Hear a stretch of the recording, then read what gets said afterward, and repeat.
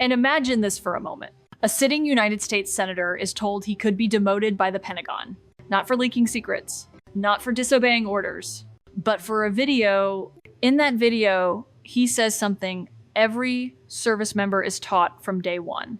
You can refuse illegal orders. Now the Defense Department is calling that sentence seditious. This isn't a protest in the streets. It isn't a mutiny. It's political speech spoken by a retired Navy captain, now a lawmaker being met with the threat of military punishment. A reduced pension, a formal demotion, a warning sent far beyond one man. If this story makes you uncomfortable, it should. Because this isn't just about one senator. It's about who gets to decide where free speech ends and discipline begins. Stay with me. Share this if you believe this line matters. Because to understand what's really happening here, we need to unpack the problem itself. So let's be precise about what this moment actually is. This is not a criminal trial. No court has ruled, no verdict has been reached. What we are looking at is a power struggle, quiet, procedural, and deeply consequential. On one side, the Pentagon argues that retired officers remain accountable under military law. That discipline does not end with retirement papers. That good order must be protected, even from words. On the other side, a sitting member of Congress insists he was doing exactly what the Constitution demands. Speaking freely, warning service members about illegal orders, holding an administration accountable. Both claims exist at the same time. And that's the tension. Because when a retired officer becomes an elected lawmaker, two systems collide. Military discipline and democratic speech. The Pentagon calls this a matter of order. The senator calls it intimidation. And buried inside that clash is the real question no one wants to answer out loud. Where exactly is the line? To find it, we have to look at how this system was built in the first place. To understand that line, you have to understand the system behind it. The United States built its military justice system for one reason: control, not political control. Discipline. After World War II, Congress created a separate legal universe for the armed forces, the Uniform Code of Military Justice, a structure designed to function under pressure, hierarchy, and command where hesitation can cost lives. That system doesn't end cleanly at retirement. Retired officers still receive pay. They still hold rank. And in limited ways, they remain tied to that code. That made sense in a world where retired generals advised quietly, where they stayed out of politics, where the boundary between civilian debate and military authority was clear. But the world changed.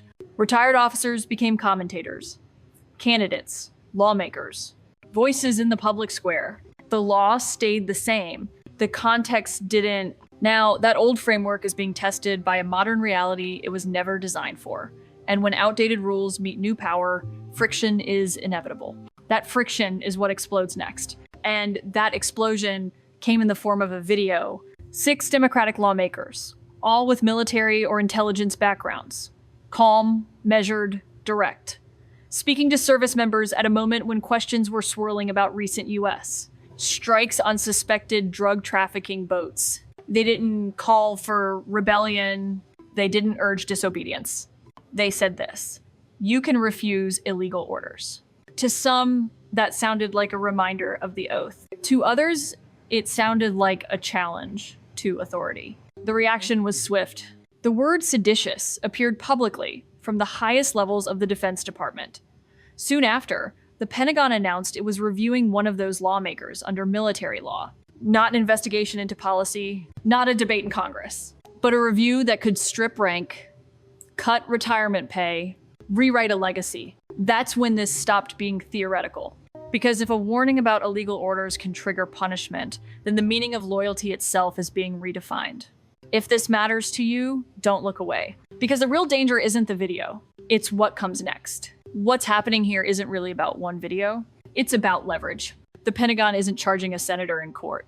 It's using a quieter tool, an administrative process most Americans have never heard of: retirement grade determination. On paper, it sounds technical, neutral, almost boring. In reality, it's power without a jury. The logic is simple. Retired officers still receive pay. That pay is tied to rank. And rank, the Pentagon argues, is a privilege that can be reassessed if conduct is deemed unbecoming even years later.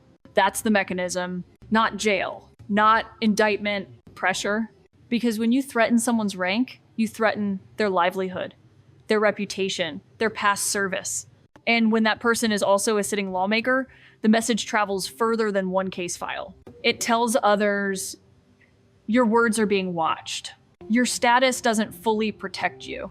And the line between civilian speech and military discipline is thinner than you think. This is how systems enforce silence without ever saying the word. And that silence is about to be tested again harder. Then came the second escalation. Not in a courtroom, not behind closed doors, but in public, on social media, in capital letters. The former president weighed in, calling the video seditious behavior at the highest level. The accusation wasn't subtle, it wasn't procedural, it was political and explosive. Because sedition is not just a word, it's a line in American history. Shortly after, the administration announced a formal review of the senator's conduct under military law. Suddenly, a hypothetical threat became an active process. 30 days to respond, a career put under review. A precedent in motion. This was no longer about whether the Pentagon could act. It was about the fact that it did. And here's the critical moment. The senator didn't back down. He called the move outrageous, un-American.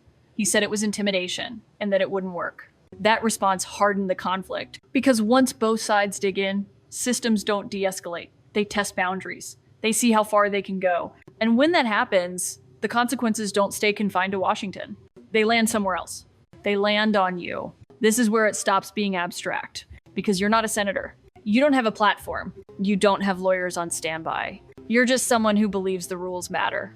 Imagine being a service member watching this unfold. You're told from day one that your oath is to the Constitution. Not to a person, not to a party, the Constitution.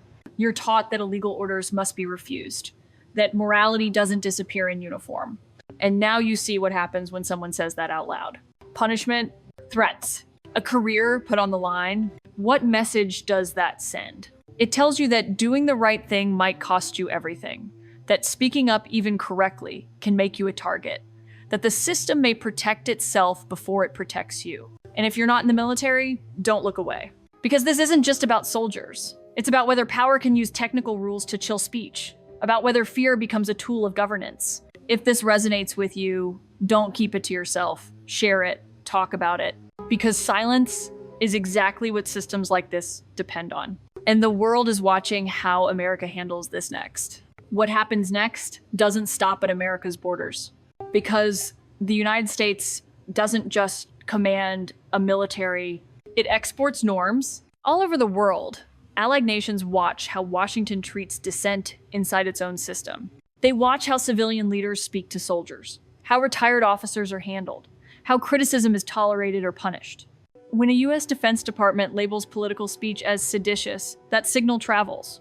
Authoritarian governments notice, fragile democracies notice. Militaries operating under weak civilian oversight notice. The message is subtle, but powerful.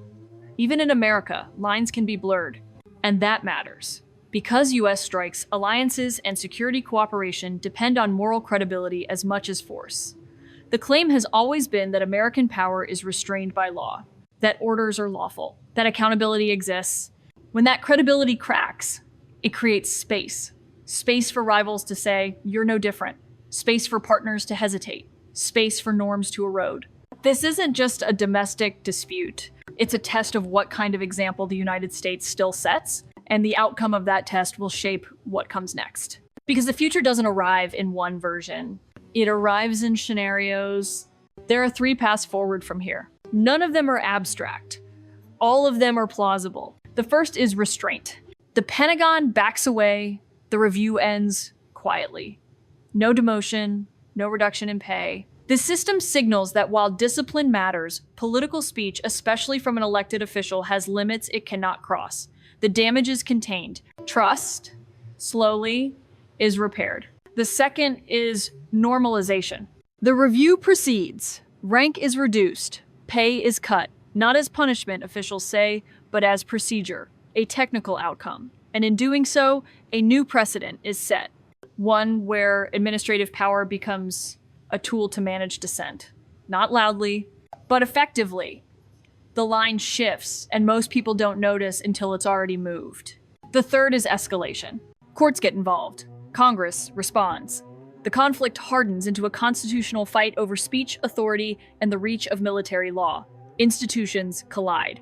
And once that happens, there's no quiet ending. Here's the truth. Systems don't break all at once. They bend, they stretch, they adapt, until one day, they're no longer what they were. Which path America chooses will say more than any speech ever could. And that brings us to the moment we can't avoid. I want to leave you with this.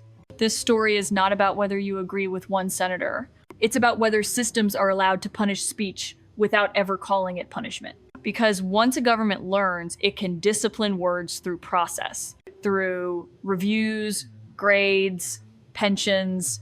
It never needs to ban speech outright. It just makes speaking costly. Today, it's a retired Navy captain who became a senator. Tomorrow, it's someone with less protection, less visibility, less power. Democracies don't disappear in dramatic moments. They erode quietly when fear replaces clarity, and silence feels safer than principle. The Constitution doesn't defend itself. It relies on people who are willing to test its limits and on citizens who are paying attention when those people are pushed back. If this made you think, don't scroll past it. Share it, talk about it, question it, because the most dangerous line in any democracy is the one people stop noticing when it moves. I'm Caitlin Collins, and this is a story we're not done telling.